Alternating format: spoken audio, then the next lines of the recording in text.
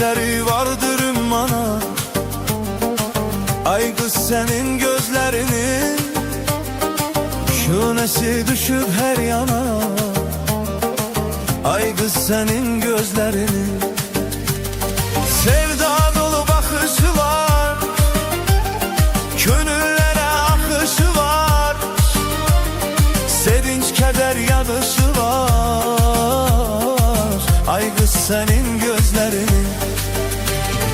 Ben de Mecnun adlanaydım, eşvoduyla odlanaydım, şövgüyle o da yanaydı.